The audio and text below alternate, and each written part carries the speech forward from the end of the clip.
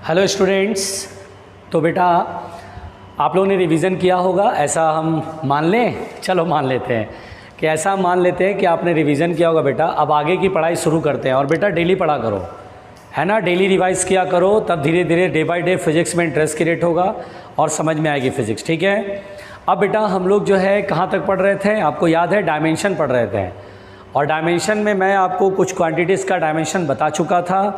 आगे का भी डायमेंशन देखते हैं बेटा। चलिए, तो डायमेंशन में बेटा सबसे पहली बात आइए देखते हैं। और जैसे मान लीजिए सरफेस टेंशन, सरफेस टेंशन का डायमेंशन पूछा जाए, सरफेस टेंशन का डायमेंशन, तो सरफेस टेंशन का dimension force per unit length होता है बेटा। पहले तो फॉर्मूला याद रखो, सरफेस टेंशन का फॉर्मूला होगा फोर्स पर यूनिट लेंथ। तो फोर्स का हो गया MLT-2 और अपॉन एल से एल कैंसिल, तो सरफेस टेंशन का होगा MT-2। देखिए ये MT-2 इसका डायमेंशन होगा बेटा, बहुत simple. Force per unit length MLT-2 upon L से एल कैंसिल आउट, तो MT-2। ठीक है। तो ये यहाँ पर सरफेस टेंशन का ये फॉर्मूला है, डायमेंशन। आइए बेटा आगे देखते हैं, घबराने का नहीं बेटा। जैसे मान लीजिए बेटा, सपोज दैट मेरे से कहे ग्रेविटेशनल कांस्टेंट का आप डायमेंशन बताओ। ग्रेविटेशनल कांस्टेंट, ग्रेविटेशनल कांस्टेंट को बेटा जी से लिखते हैं, जी का डायमेंशन बताओ। ग्रेविटेशनल कांस्टेंट जी, तो देखिए ग्रेविटेशनल कांस्टेंट, तो बेटा ग्रेविटेशनल कांस्टेंट जी का डायमेंशन निकालना है। तो F इक्वल टू होगा G M1 M2 upon R square. F equal to G M1 M2 upon R square. ये आपने पढ़ा होगा न्यूटन्स ग्रेविटेशनल लॉ। तो F equal to G M1 M2 upon R square में किसका डायमेंशन निकालना है, जी का। तो G इज इक्वल टू हो जाएगा F into R square, F into R square upon M1 into M2, है ना।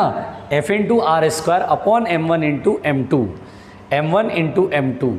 तो G इज इक्वल टू, देखिएगा बेटा ध्यान से, G is equal to force का डायमेंशन MLT-2, डिस्टेंस का L, तो L square upon M1 into M2 यानी M into M, M into M, M से M कैंसिल आउट हो जाएगा बेटा, समझ में आ रहा है। तो ग्रेविटेशनल कांस्टेंट G का जो होगा M ऊपर जाएगा M-1, L की पावर 1 + 2 3 L3T-2, M-1 L3T-2। तो ग्रेविटेशनल कांस्टेंट ये होगा M-1 L3T-2। कैसे आया बेटा, समझ में आ रहा है। जिसका मेरे को डायमेंशन निकालना उसको एक तरफ, बाकी सबको दूसरी तरफ रखना है। F into R square upon M1 into M2। देख रहे हैं कैसे हम लोगों ने सॉल्व करा बेटा, है ना। तो ये ग्रेविटेशनल कांस्टेंट का डायमेंशन है बेटा। चलिए और देखते हैं, है ना, और देखते हैं बेटा डायमेंशन। चलिए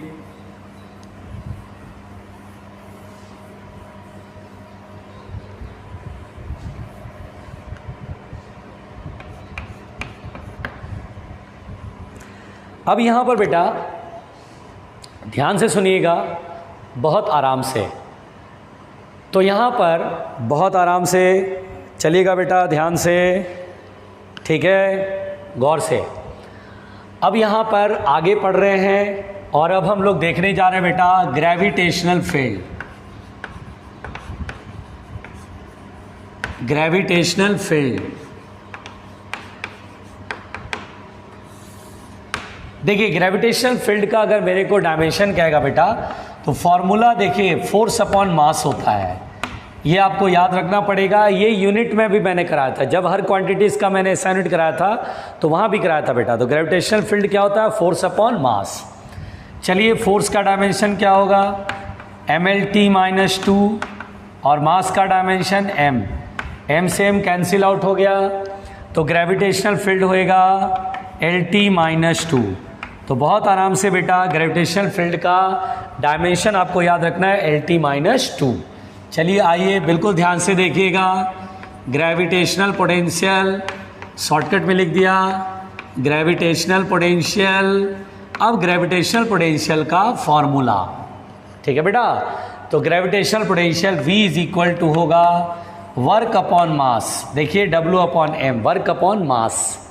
तो वर्क का डायमेंशन मैंने आपको बोला था ना, याद करने को बोला था ना, वर्क का डायमेंशन क्या याद रखोगे, mlt-2 और अपॉन मास का m से m कैंसिल आउट। तो पोटेंशियल का डायमेंशन होएगा बेटा LT-2। तो ये ग्रेविटेशनल पोटेंशियल है जिसका डायमेंशन LT-2 है। तो पोटेंशियल वर्क अपॉन मास, वर्क का ml2T-2, सॉरी, ओहो L2T-2, सॉरी, ml2T-2, m से m कैंसिल आउट, L2T-2। ये हो गया पोटेंशियल का, ग्रेविटेशनल पोटेंशियल का डायमेंशन। ठीक है बेटा, चलिए आइए ध्यान से देखते रहें, घबराएगा कोई नहीं भाई, आराम से सुनते रहेंगे। उसके बाद बेटा बहुत आराम से कॉफिशिएंट ऑफ विस्कोसिटी, देखिए बेटा अगर ये मिल जाएगा कॉफिशिएंट ऑफ विस्कोसिटी, घबराने का नहीं भाई, घबराने का नहीं भाई, घबराने का नहीं। कॉफिशिएंट ऑफ विस्कोसिटी, देखिए बेटा कॉफिशिएंट ऑफ विस्कोसिटी का डायमेंशन है ना। तो देखिए कॉफिशिएंट ऑफ विस्कोसिटी के लिए हम लोग फॉर्मूला यूज़ करेंगे F = 6 पाई ईटा RV, और यहाँ पे मुझे ईटा का डायमेंशन निकालना है, तो ईटा इक्वल टू होगा F अपॉन 6 पाई R इंटू V।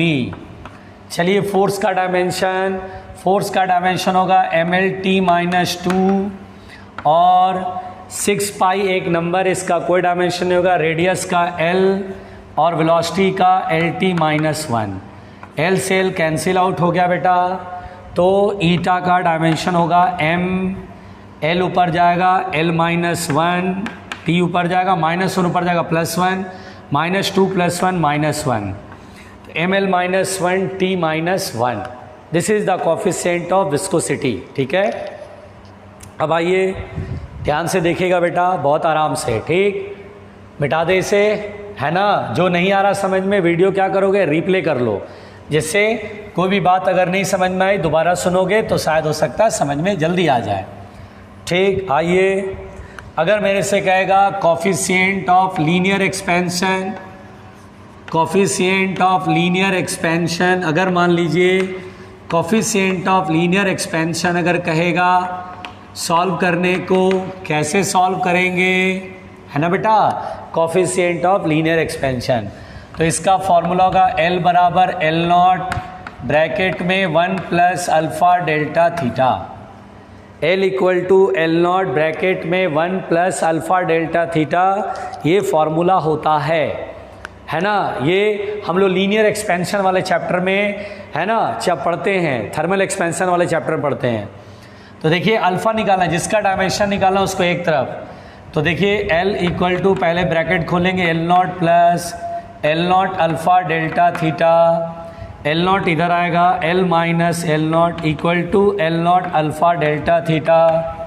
तो अल्फ़ा = होगा L - L0 into delta theta.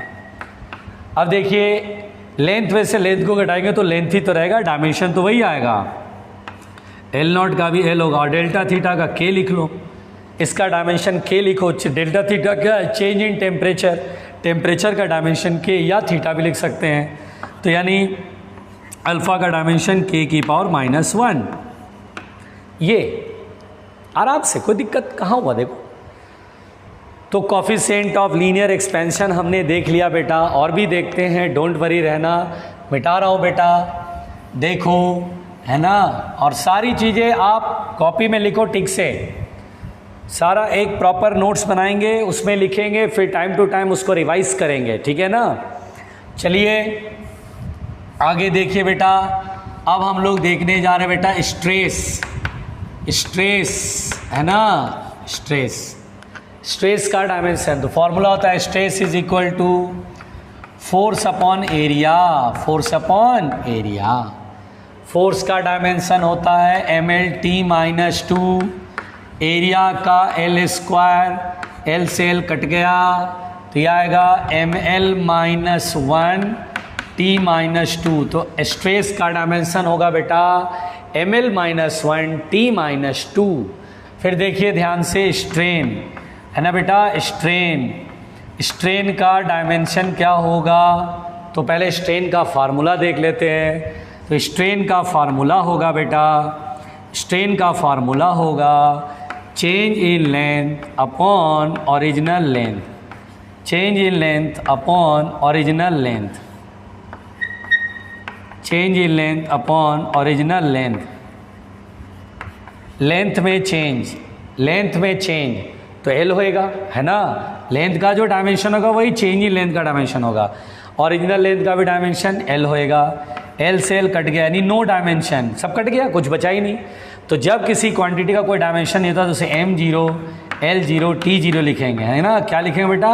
m0, l0, t0, यानी डायमेंशन नहीं है तो यानी पावर में 0, ऐसे, ठीक है, आराम से, यानी डायमेंशन लेस। स्ट्रेस का डायमेंशन ml-1 t-2 प्रेशर के बराबर। स्ट्रेन का dimension no dimension m0, l0, t0, ठीक है। आइए ध्यान से देखें और घबराएं नहीं, बहुत आराम से देखें। अब बेटा नेक्स्ट है यंग्स मॉडुलस, देखिएगा ध्यान से। यंग्स मॉडुलस या इसी को क्या बोलेंगे बेटा? बल्क मॉडुलस, बल्क मॉडुलस या इसी को क्या बोलेंगे बेटा? बताओ, एक बार यूनिट में भी समझाया था। Modulus of rigidity, modulus of rigidity, फिर क्या बोलेंगे जल्दी बताओ बेटा? या बोलेंगे modulus of elasticity, modulus of elasticity, ठीक है। अब इसका फॉर्मूला क्या होता है बेटा? इसका फॉर्मूला क्या होता है? तो इसका फॉर्मूला होता है stress upon strain, stress upon strain, है ना। ये देखिए, ये चारों में से कोई भी एक क्वांटिटी बोल दे तो आपको ये याद रखना है कि फॉर्मूला होता है Young's modulus stress upon strain, bulk modulus भी stress upon strain, modulus of rigidity भी stress upon strain, modulus of elasticity बात देखी है। स्ट्रेस का डायमेंशन अभी देखा ml-1 t-2 और स्ट्रेन का कोई डायमेंशन नहीं होता है तो ml-1 t-2। लो जी, हो गया जी, खत्म बात। आगे बढ़ें, आगे बढ़ें, है ना, ध्यान से समझें। आगे बढ़ें ध्यान से, कोई घबराएगा नहीं। अगर मान लो चार्ज, अब बेटा चार्ज का मेरे को डायमेंशन कहेगा सॉल्व करने को, तो बेटा चार्ज का डायमेंशन, चार्ज का फॉर्मूला होता है Q बराबर IT, होता है ना, और करंट का A और टाइम का T, तो T पहले लिखेंगे TA, है ना, क्योंकि जो मैंने ऑर्डर बताया था फंडामेंटल क्वांटिटी का उसमें मास पहले था तो m0, L उसके बाद था l0, फिर T था, फिर A था। ऑर्डर के साथ लिखना है, जिस ऑर्डर में फंडामेंटल क्वांटिटी लिखा था बेटा उसी ऑर्डर में लिखना होता है यहाँ, है ना। m की पावर 0, m नहीं है तो TA लिख सकते हैं डायरेक्ट, या m0, l0, TA। फिर देखो बेटा, अगर मान लो हमसे बोलेगा एब्सोल्यूट परमिटिविटी का, एब्सोल्यूट परमिटिविटी का डायमेंशन पूछा जाएगा, एब्सोल्यूट परमिटिविटी का डायमेंशन पूछा जाएगा, तो एब्सोल्यूट परमिटिविटी के लिए फॉर्मूला यूज़ करेंगे कुलम्स लॉ। कुलम्स लॉ क्या याद है, क्या होता है, याद है आपको सभी लोगों को? F = 1/4 pi epsilon not Q1 Q2 upon R², ये होता है। अब मुझे एप्सिलॉन नॉट का डायमेंशन निकालना है, जिसका निकालना उसको इधर, फोर्स को इधर। तो एप्सिलॉन नॉट का डायमेंशन के लिए एप्सिलॉन नॉट को एक तरफ, बाकी सबको दूसरी तरफ, तो 1/4 पाई F Q1 Q2 upon R²। अब यहाँ बेटा 4 पाई का कोई यूनिट और डायमेंशन नहीं होगा तो 4 पाई ख़त्म, ठीक। चार्ज का TA और ये भी चार्ज का TA इंटू TA, टाटा हो गया नहीं, चलो अच्छा है। और फोर्स का डायमेंशन mlt-2, mlt-2, डिस्टेंस का डायमेंशन L, तो L का स्क्वायर। चलिए पहले m वाला पोर्शन देखिए, m ऊपर नहीं है, m यहाँ है तो m ऊपर जाएगा, m-1, ठीक। L देखिए, L ऊपर नहीं है, L यहाँ और यहाँ है, L की पावर 1 और 2, 1 + 2 कितना होगा बेटा 3, बेस सेम है तो पावर ऐड हो जाएगा, 1 + 2 3, ऊपर आएगा तो -3, L की पावर -3। T देखिए, T यहाँ 1 यहाँ 1, तो 1 + 1 2, और ये -2 पर जाएगा +2, 2 + 2 4, और A देखिए, A और A²। अच्छा, इसका डायमेंशन इतना बड़ा होता है भाई, m-1 L-3 T की पावर 4 A2। तो this is the dimension of the absolute permittivity. Epsilon not से लिखते हैं बेटा। एप्सिलॉन नॉट कैसे लिखते हैं आपको भी पता होगा, C लिख करके ये इसका पेट फाड़ देते हैं, फिर फुट में 0 लगा देते हैं, चरणों में 0 लगा देते हैं। एप्सिलॉन नॉट, क्या पढ़ते हैं इसको, एप्सिलॉन नॉट। चलिए भाई आगे बढ़ते हैं, मिटाते हैं बेटा। आइए भाई, घबराना नहीं है, घबराना नहीं है, कोई घबराएगा नहीं। अच्छा, अगर मान लीजिए इलेक्ट्रिक डाइपोल मोमेंट का है, बोले इलेक्ट्रिक डाइपोल मोमेंट बताओ क्या होएगा, तो बोले electric dipole moment charge into distance होता है, पढ़ा होगा आपने, चार्ज इनटू डिस्टेंस, चार्ज का TA, डिस्टेंस का मीटर यानी L है ना, तो कैसे लिखेंगे LTA, LTA लटा। डाइपोल मोमेंट का डायमेंशन क्या होता है, लटा, LTA। और देखिए बेटा, अगर मान लीजिए इलेक्ट्रिक फील्ड का डायमेंशन क्या है सॉल्व करने को, इलेक्ट्रिक फील्ड का डायमेंशन, इलेक्ट्रिक फील्ड का फार्मूला फोर्स अपॉन चार्ज। चलिए फोर्स का, तो फोर्स का हो गया mL-2, चार्ज का हो गया TA। तो बेटा mLT देखिए 1 है, ऊपर जाएगा -1, -2 -1 -3, A ऊपर जाएगा A की पावर -1, तो इलेक्ट्रिक फील्ड का डायमेंशन होगा mL-3 A-1। आसान है। चलिए और पढ़ते हैं और करते हैं बेटा, टेंशन मत लो, है ना। सारा डायमेंशन आप कॉपी में लिखोगे, फिर लिख के रिवाइज करोगे, आप रिवीजन करोगे तभी आएगा, वरना उड़ जाएगा दिमाग में, इस दिमाग से मैं पहले बता रहा हूँ। आइए इलेक्ट्रिक पोटेंशियल देखे बेटा, इलेक्ट्रिक पोटेंशियल है ना बेटा, ध्यान से। इलेक्ट्रिक पोटेंशियल, तो इलेक्ट्रिक पोटेंशियल का फॉर्मूला पोटेंशियल वर्क अपॉन मास है ना। तो वर्क का डायमेंशन, वर्क और एनर्जी का मैंने बोला रट्टा मार लो, mL2T-2, और मास का m से m कैंसिल आउट, तो पोटेंशियल का डायमेंशन होगा L2T-2। कितना आसान है। Potential sorry work upon charge होता है ना, सॉरी सब रायता फैल जाता है, mL-2 TA, सॉरी। अब यहाँ जाएगा mL2T, 1 ऊपर आएगा -3 A-1, वरना रायता भी फैल जाता है ना। पोटेंशियल का डायमेंशन वर्क अपॉन चार्ज होता है, इलेक्ट्रिक पोटेंशियल इसलिए वर्क अपॉन चार्ज का टी है। चलो बेटा और देखते हैं, अगर मान लीजिए बोलेगा इलेक्ट्रिक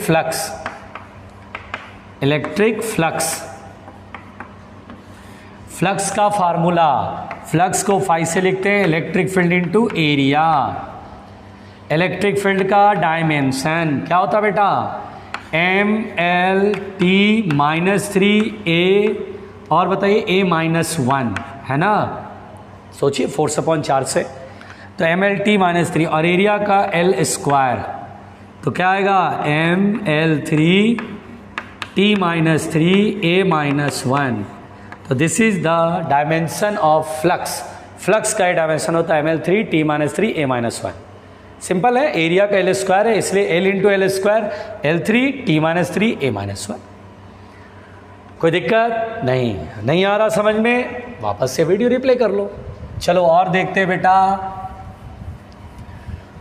चलो भाई अब देखेंगे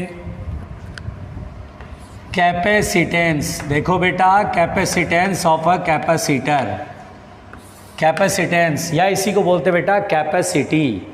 तो हम लोग क्या जानते हैं, Q बराबर होता है CV, पढ़ा है ना आपने। अब इसमें प्रॉब्लम है कि C के लिए आपको V भी चाहिए, V का पोटेंशियल, V मतलब पोटेंशियल है, इसका डायमेंशन अक्सर लोग भूल जाते हैं। तो इसको करने के बजाय हम एक और फॉर्मूला बताते हैं बेटा। आपने पढ़ा होगा energy stored in a capacitor is Q² / 2C। ये पढ़ा था, देखो इससे आसानी से निकल जाएगा, हमें ज़्यादा नहीं कुछ करना है। हमें सी का डायमेंशन निकालना, तो सी इधर Q square by 2a 2u।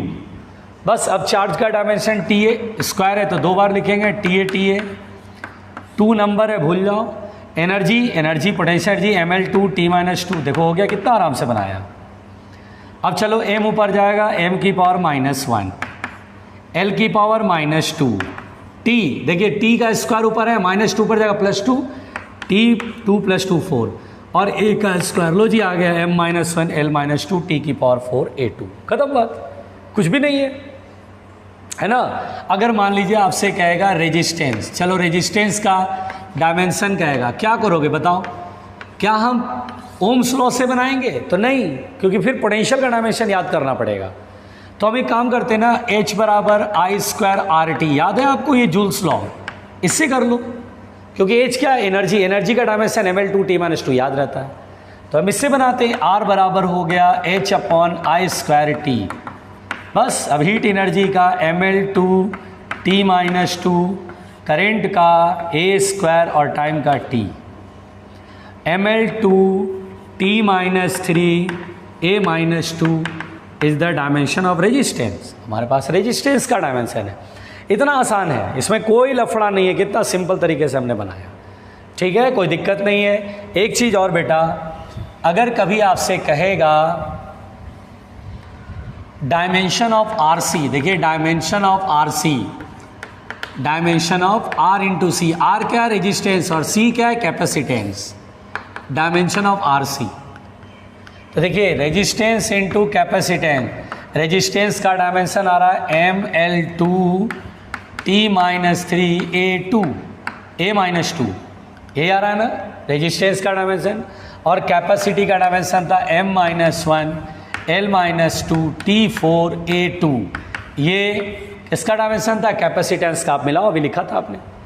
m से m-1 cancel out, l2 l-2, a-2 से a2, तो t की पावर 4 - 3 दैट इज़ 1। इसलिए RC का डायमेंशन टाइम के डायमेंशन के बराबर होता है। RC का डायमेंशन, R इंटू सी का डायमेंशन टाइम के डायमेंशन के बराबर होता है। तो आई बात समझ में? यहाँ तक क्लियर है सबको, है ना? जो पढ़ाया आप इसको एक बार रिवाइज करो, चीज़ों को समझो, और उसके बाद है ना देखो ध्यान से, है ना। यहाँ तक पढ़ाने के बाद बेटा अगर आपने रिवाइज नहीं करा तो आगे की चीज़ आपको नहीं आएगी समझ में ना। अभी 2-4 यूनिट और भी बता देते हैं ना, 2-4 क्वांटिटी और बता देते हैं, लेकिन जो पढ़ाया बहुत अच्छे से रिवाइज करना होगा। ठीक है, और देखिए बेटा यहाँ पर और भी देखते हैं। देखिए जैसे मान लीजिए हमसे कहेगा रेजिस्टिविटी का आप बताइए डायमेंशन। रेजिस्टिविटी का दूसरा नाम क्या है? Specific resistance. ये देखो लिख दे रहे हैं, स्पेसिफिक रेजिस्टेंस। स्पेसिफिक रेजिस्टेंस है ना। तो स्पेसिफिक रेजिस्टेंस तो हम लोग जानते हैं R बराबर होता है ρl/a। R क्या है? रेजिस्टेंस, रो क्या है? रेजिस्टिविटी, L क्या है? Length, A is the area. Resistivity का डायमेंशन निकालना है तो रो एक तरफ, R इंटू A/L। रेजिस्टेंस का डायमेंशन समझाया आपको, याद है? ml, और बताओ बेटा l2, फिर बताओ mlt, याद है? H बराबर I² RT, R बराबर हो गया ml2t-2 और करंट का A2 और टाइम का T, ऊपर जाएगा ml2t-3 a-2। This is the dimension of resistance. देखो मुझे नहीं याद है, मैंने ये फॉर्मूला लगा दिया। यही होता है, याद नहीं रहता, कुछ चीज़ों का डायमेंशन नहीं याद होगा, फॉर्मूला याद रहेगा, फटाक से हो जाएगा। तो ये है बेटा। अब उसके बाद एरिया का तो l² होता ही है, और लेंथ का l होगा, l से l ख़त्म हो गया। रेजिस्टिविटी का डायमेंशन होगा ml3t-3 a-2। This is the dimension of resistivity. आसान है? चलो और देखो, घबराने का नहीं भाई, घबराने का नहीं भाई, ध्यान से समझना बेटा। अब हम देख रहे हैं मैग्नेटिक फील्ड। मैग्नेटिक फील्ड का मेरे को कहेगा कि डायमेंशन बताओ मैग्नेटिक फील्ड। इसके लिए बेटा आप ये फॉर्मूला लगा लो, आप F is equal to I L B या F is equal to Q V B, वो भी ये फॉर्मूला F बराबर आई एल बी, ये लगा लो। मैग्नेटिक फील्ड B है तो B equal to F upon I L. Force का डायमेंशन MLT माइनस 2, करेंट का A और लेंथ का L से L कैंसिल आउट। तो मैग्नेटिक फील्ड का जो होगा बेटा डायमेंशन वो होगा MT माइनस 2 A माइनस 1, ध्यान दो A ऊपर जाएगा A माइनस 1। तो मैग्नेटिक फील्ड का ये डायमेंशन है। अगर मैं इसे बोलेगा मैग्नेटिक फ्लक्स को पूरा लिख दे रहे हैं, चलो पूरा लिख दे रहे हैं। मैग्नेटिक फ्लक्स फॉर्मूला याद है मैग्नेटिक फ्लक्स का? हाँ, मैग्नेटिक फ्लक्स का फॉर्मूला होता है phi is equal to B into A, magnetic field into area, और magnetic field MT minus 2 A minus 1। तो ये हो जाएगा MT माइनस 2 A माइनस 1 और एरिया L स्क्वायर, फ्लक्स हो जाएगा ML2 T minus 2 A minus 1। ठीक है, फ्लक्स का ये डायमेंशन है।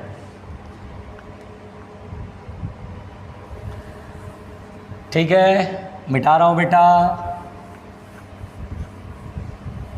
चलो भाई आगे देखें। कोई घबराएगा नहीं। Self inductance